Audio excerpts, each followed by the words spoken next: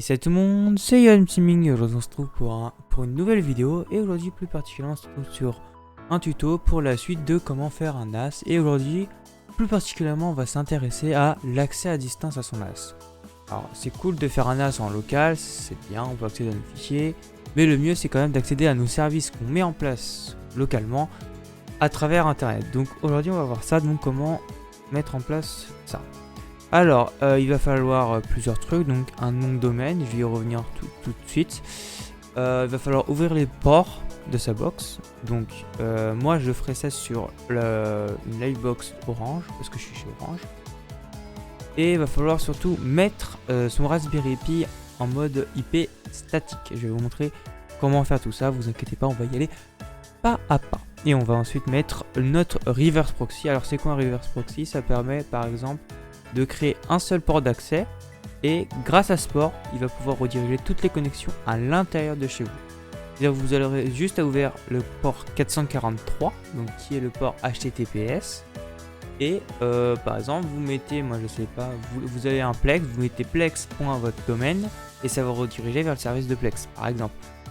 Et on finira cette vidéo par mettre un petit service qui s'appelle LibreSpeed qui permet tout simplement de tester les débits de sa connexion, donc comme un speed test. Donc on va commencer. Donc on est déjà identifié sur OpenMediaVault et on va commencer par mettre une IP statique à notre Raspberry Pi. Donc pour faire ça vous allez aller dans réseau, interface et là vous allez sélectionner laquelle interface utiliser. Alors moi j'en ai deux, j'ai WAN 1 et ED. Donc moi c'est le WAN parce que WAN 0 parce que c'est mon Wi-Fi tout simplement. Donc on va pouvoir ici cliquer sur modifier. Donc on voit ici donc que je suis connecté en Wi-Fi. Donc pour cela il va falloir mettre ici IPv4.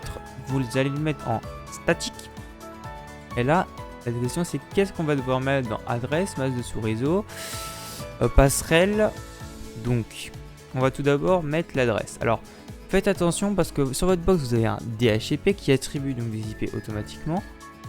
Il y a un rang, c'est-à-dire de telle IP à telle IP c'est le DHCP. Donc par exemple, si vous êtes comme moi dans un réseau en 192.168.1, ça peut être de point 1 à point 50 par exemple. Donc faut pas qu'on mette une IP qui est déjà dans cette plage parce que le DHCP peut l'attribuer. Pour voir ça, il va falloir vous connecter ici à votre Livebox. Donc pour ma part, moi je vais me connecter et hop, jamais, et on va se rendre dans la partie réseau. Là on va attendre et on voit ici tout simplement paramètres du DHCP. On voit que le début commence par point 10 et s'arrête à point 150. Donc on va pouvoir mettre par exemple 151. Moi je vais regarder localement si j'ai rien qui tourne en point 151. On sait jamais si j'ai un service. Non. Et pour être sûr, on va faire un petit CMD. Donc je vais ping pour voir si l'IP n'est pas utilisée. En l'occurrence, elle n'est pas utilisée, donc on va pouvoir utiliser ça. Donc on va la rentrer dans adresse ici. 192.168.1.151. Pour le masque de sur-réseau, vous pourrez l'avoir et la passerelle, vous allez faire tout simplement un IP config juste ici.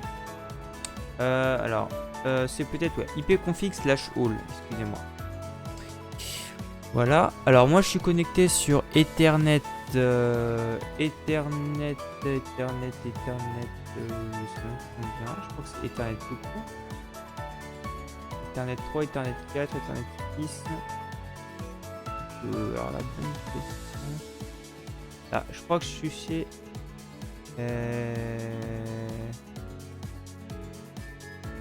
Ethernet 6. Voilà. Alors vous normalement vous devrez avoir qu'une carte réseau. Au pire vous allez dans. Juste pour être sûr et pour pas m'embrouiller, je vais aller regarder dans mon panneau de configuration dans centre partage et réseau. Voilà, Ethernet 6. Donc je sais que je suis sur Ethernet 6. Donc Ethernet 6, on voit quoi? On voit ici mon adresse IP et on voit ici masse de sous-réseau. Vous allez copier exactement le même masque, vous la mettez ici et passerelle. Alors la passerelle, c'est tout simplement par c'est votre box tout simplement. Donc c'est marqué ici passerelle par défaut. Vous mettez. Donc ça va permettre de pouvoir communiquer via internet, pardon. Et dans les DNS, je suis même pas sûr qu'on est obligé de les mettre. Par précaution, vous allez mettre ici 8.1.8.8.8 et 1.1.1.1. Donc qui correspond 8.8.8 c'est les serveurs DNS de Google et 1.1.1 c'est ceux de Cloudflare. Donc vous allez faire enregistrer. Voilà. Donc on est bon. Et là vous allez faire appliquer. Donc là on va attendre. Bien évidemment vous allez perdre votre connexion parce que tout simplement le Raspberry Pi donc, va se reconnecter, va utiliser l'IP qu'on a choisi. Donc on va ping en même temps pour voir quand est-ce qu'il a fini. En l'occurrence, ça peut prendre un peu de temps. Donc là en fait il va se paramétrer pour que l'IP soit statique. On va attendre. En attendant, moi pour les bienfaits du tuto, je vais pas pouvoir utiliser le port 443 car tout simplement j'ai déjà un port 443 qui est ouvert, donc je vais utiliser le port 444. Voilà. Mais je vais vous expliquer à quel moment il faut mettre 443 et ainsi de suite.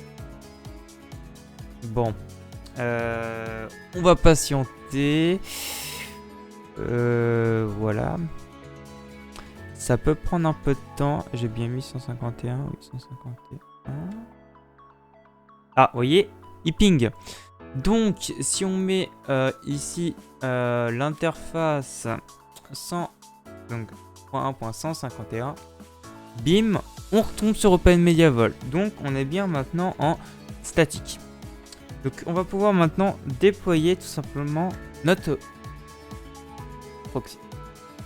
Et comment on va faire? C'est très simple. Vous allez dans Service, Compose, hop, et vous allez aller dans Image. Vous allez faire Ajouter, Add for Example, donc par un exemple, et vous allez chercher NPM. Donc ici NGX Proxy Manager. Donc moi je vais le nommer NPM. Vous le mettez comme vous le souhaitez, bien évidemment. Et là vous allez cliquer sur Enregistrer. Voilà, comme d'habitude, il va créer les fichiers. Je vais juste vérifier que tout est bon ici. Alors, on va appliquer la configuration. Et c'est là où je vais vous dire qu'il va falloir changer. Pour ma part, je vais le changer. Vous n'y touchez pas. Très important. Donc, on va attendre. Ça risque de prendre un peu de temps. Le temps qu'il applique la configuration. Voilà, il a fini. Nickel. Alors, tout simplement, vous voyez, public HTTP port. Donc, ça veut dire que là, en gros, il va regarder tous les ports qui viennent de 80, 443. Et ça, c'est le port pour pouvoir administrer tout simplement les domaines. Je vais vous montrer après. Donc, moi, par contre, je vais faire en sorte qu'il analyse le 444 parce que mon 443 est déjà utilisé, donc je mets 444. Mais vous ne touchez à rien, d'accord? Vous n'êtes même pas obligé de changer la modification, ok? Donc on va cliquer sur enregistrer en espérant que ça foute pas le sbull.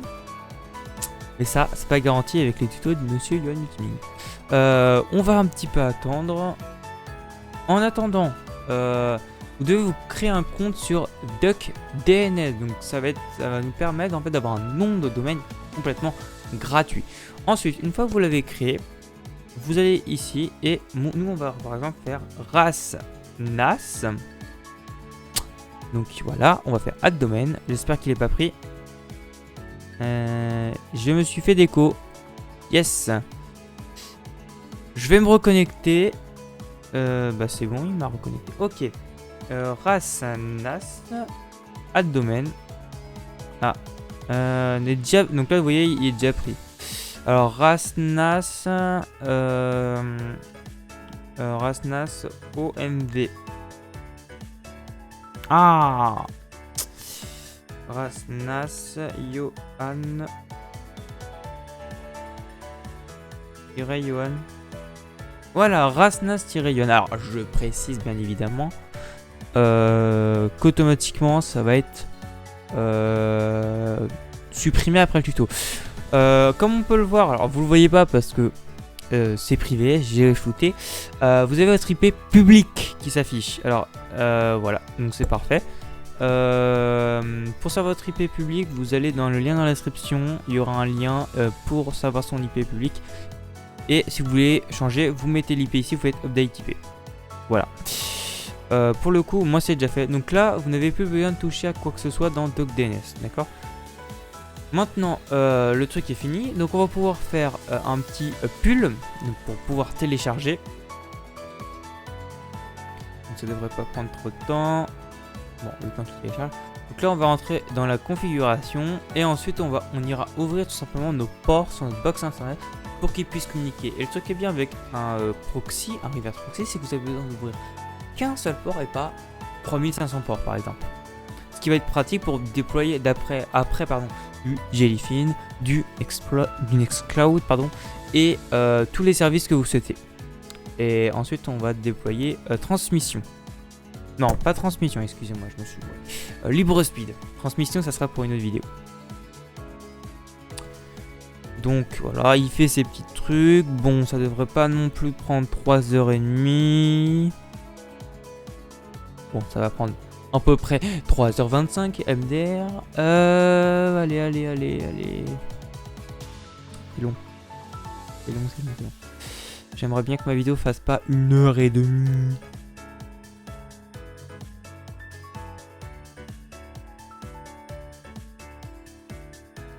Voilà.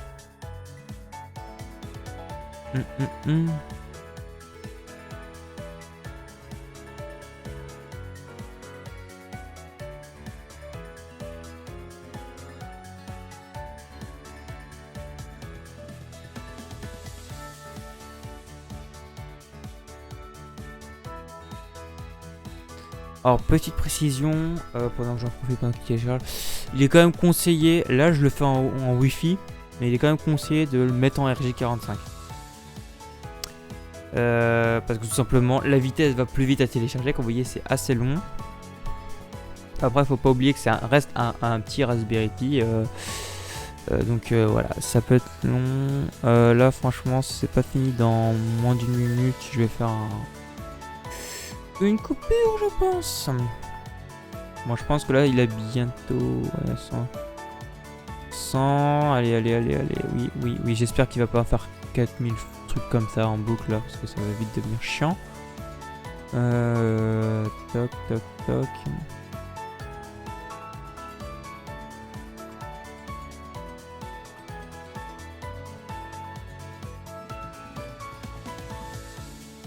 Bon, il télécharge plein de trucs. Désolé pour l'attente. Ah, fini. Vous allez cliquer sur fermer. On va attendre qu'il finisse. Et là, on va faire tout simplement le petit up. Et normalement, il va charger. Starting creating. Ok. Le beau petit message d'erreur. Il m'a dit quoi? Ah oui, alors vu que, à mon avis, vu que OpenMediaVault tourne sur le port 80, il va pas vous laisser faire. Alors, donc moi, je vais tout simplement virer le 80. De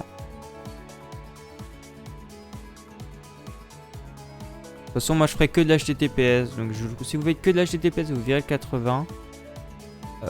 Sinon, faudra changer... le port qu'utilise OpenMediaVault. Alors, donc là on va down. Pour le faire, je vais vous montrer ça à la fin de ce tutoriel, mais vraiment à la fin, vite fait. Le ping, dépêche-toi. Hey, on n'a pas tout ce temps. Fermé. Ok. Down. Maintenant, je vais faire up. Ah, là il est parti. Donc on va pouvoir se rendre donc, sur notre IP, donc 192.168.1.151 2.81, parce que c'est là où on fait tourner le site web. Alors là ça va prendre un peu de temps, on va attendre qu'ils finissent de démarrer le conteneur, en espérant que je me suis pas fail.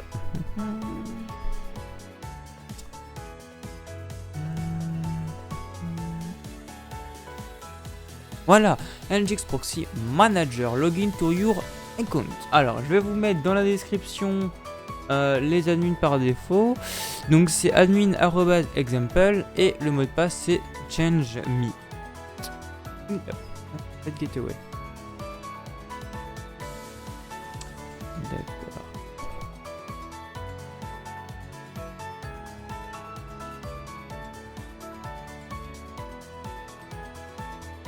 Ok, c'était juste la base de... Faut un petit peu attendre que la base de données soit créée. Voilà, vous spammez jusqu'à temps que ça fasse comment en fait. Exactement, voilà. Bon, moi... Pardon, excusez-moi pour le bruit du micro. Moi, je vais rien changer. Ok, il faut changer.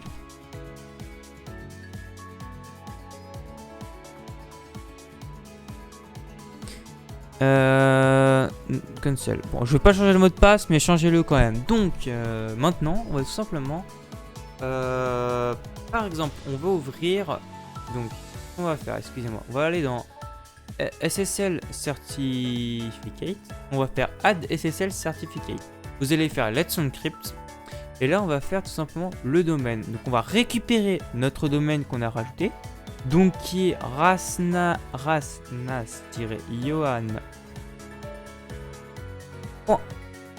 Duck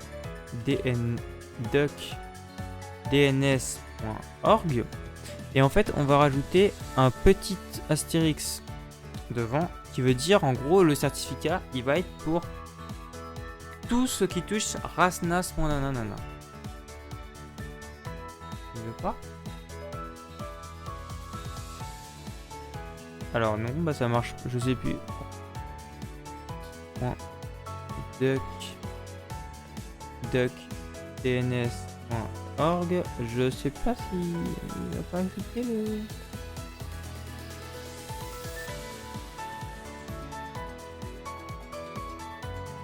Alors on va juste... Merde. Pardon, rasnas, voilà. On va faire use change. Et là on va DNS provider. On va mettre duck DNS. Là vous voyez il y a marqué your token. Donc on va récupérer votre token. C'est marqué juste ici token. On va le copier-coller. Excusez-moi pour le bruit. Et on fait agree et on fait safe. Alors il va peut-être pas marcher car j'ai pas ouvert encore le port, mais normalement on va voir. Processing timing take 5 minutes, donc dans quelques minutes. Si ça marche pas, il faudra que j'aille ouvrir le port 440. On va attendre un petit peu. Puis en fait ça va tout simplement générer un certificat SSL qui va nous permettre de pouvoir mettre de l'HTTPS classique. On va un petit peu attendre. Moi en attendant je vais regarder sur le mien ce qu'il a fait. Ça peut prendre un peu de temps. Moi il y a le... Ah ok. Pardon. Alors je vais rectifier ça tout de suite. Ah purée. Oui. C'est bon, il l'a fait. Forcément, ça redirige pas. Alors, donc je vais le refaire parce qu'en fait c'est ça. En fait, faut faire étoile point. J'avais oublié l'étoile, je suis désolé.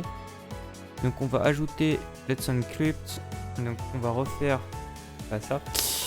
Use, on va mettre DuckDNS. Excusez-moi, je me dépêche. Pas que la vidéo fasse 3 quarts d'heure. Mais au moins ça vous montre qu'on peut faire des erreurs. Donc c'est $.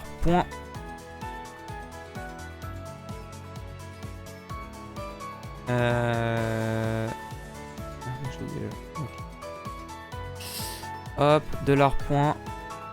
Il m'a pas pris en compte. Ok. $. Donc en gros ça veut dire t'acceptes tout. Donc comme je vous l'ai dit. De toute façon je vous l'ai dit. On accepte, on save, on va laisser tourner. Et en attendant, on va ouvrir le port 444 de notre machine. Donc on va se rendre dans donc dans votre toujours dans votre box. Donc, je vais recharger.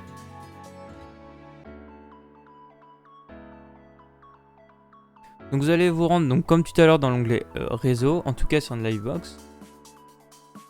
Vous allez ensuite dans NatPat.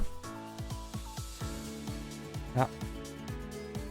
Toc toc toc. Vous voyez, j'ai pas mal de trucs. Je vais vous flouter bien évidemment tout ça. Vous allez faire nouveau par exemple. Et vous allez par exemple mettre... moi je vais marquer test SSL. Vous mettez ce que vous voulez. Dans port interne, vous mettez vous 443. Moi je vais mettre 444 parce que comme je vous l'ai dit, je l'utilise déjà. 443. Donc vous allez faire UDP TCP. Et là vous allez sélectionner tout simplement. Vous voyez, on le trouve juste là, RasNAS. On va faire créer. On voit qu'il l'a fait. Alors maintenant, on va tenter de se connecter. Donc https de //rasnas.org. De base, ça ne marche pas. Alors, est-ce que si je fais 444... Alors, erreur. Ok, on va attendre que ça charge. On en a bien un Lansing RasNAS. J'espère que ça va. Parce qu'en fait, mon 443 est déjà utilisé. Alors, c'est inaccessible.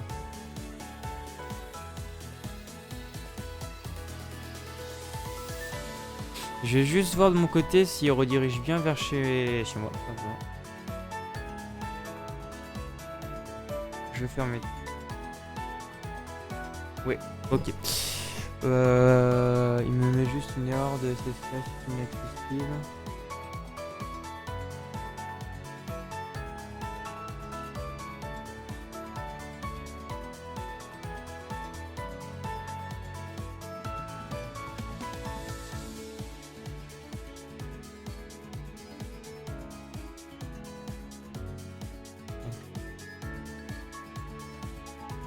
J'ai mis 443, j'ai pas mis 4443 quand même. Je vais juste vérifier ce que j'ai fait.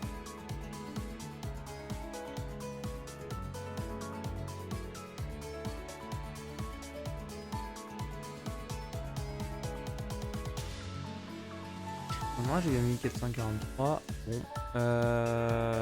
Normalement vous ça devrait marcher. Alors est-ce que si je mets n'importe quoi point.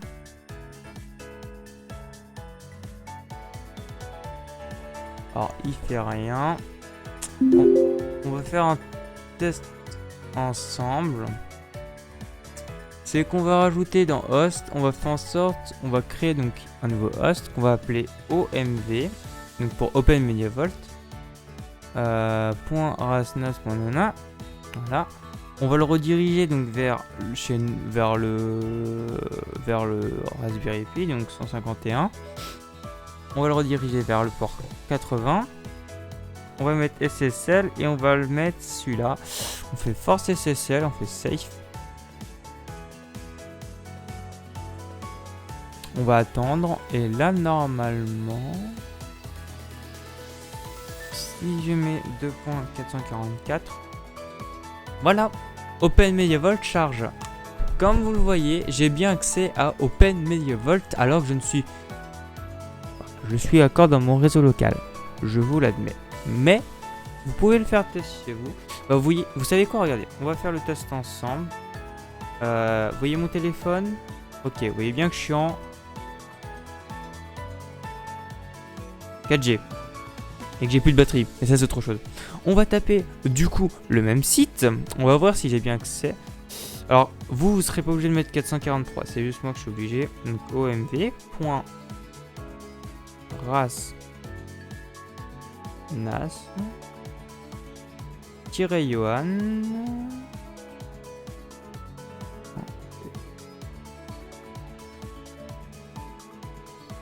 Org.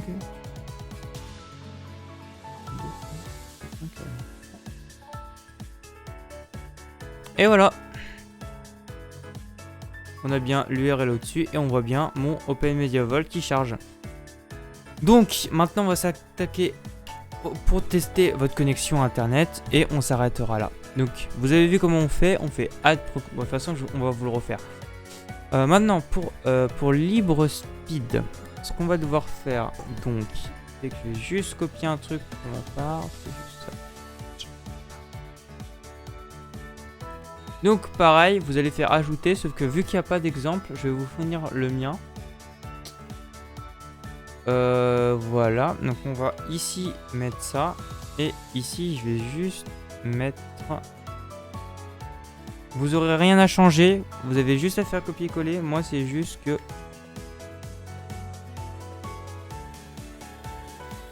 Alors je sais pas pourquoi ma touche Windows ne marche plus. Donc c'est un peu chiant. Alors attendez, hop, on va recommencer.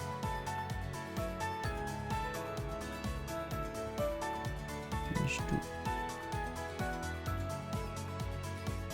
Donc on rajoute, on met ça. LibreSpeed, donc ça s'appelle. Hop, donc moi je l'ai mis sur le port 84, vous le mettez sur le port que vous voulez. Par contre, faut pas que le port soit déjà utilisé par votre machine. Et on va mettre ça juste ici. Voilà. Et on va pouvoir faire enregistrer.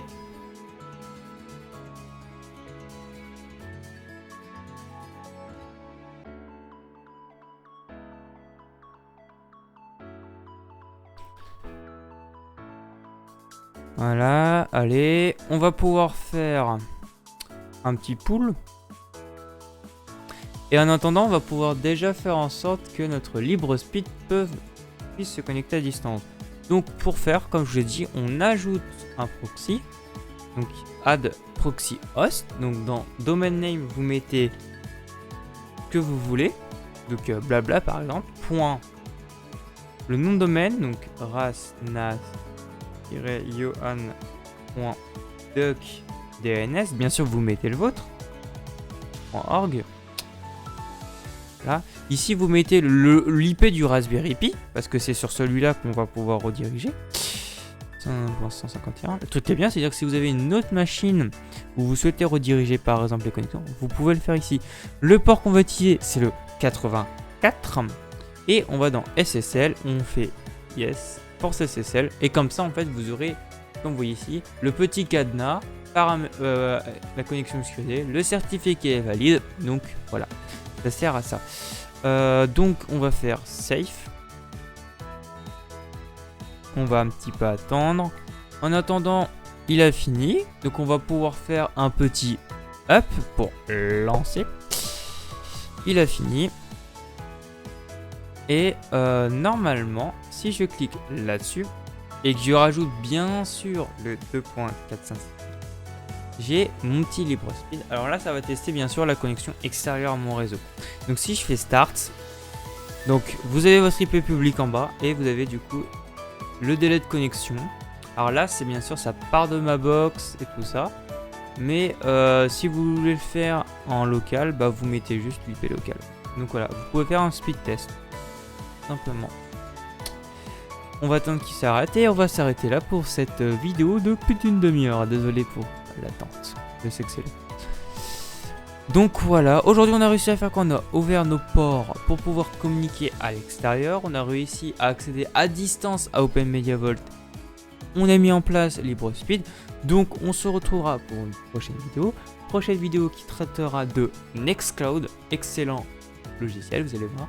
Donc si cette vidéo t'a plu, n'hésite pas à mettre un pouce bleu, à commenter bien évidemment, à partager. Et surtout, bien évidemment, à vous abonner et à activer, bien sûr, la cloche de notification. C'était Young Gaming. Bye bye.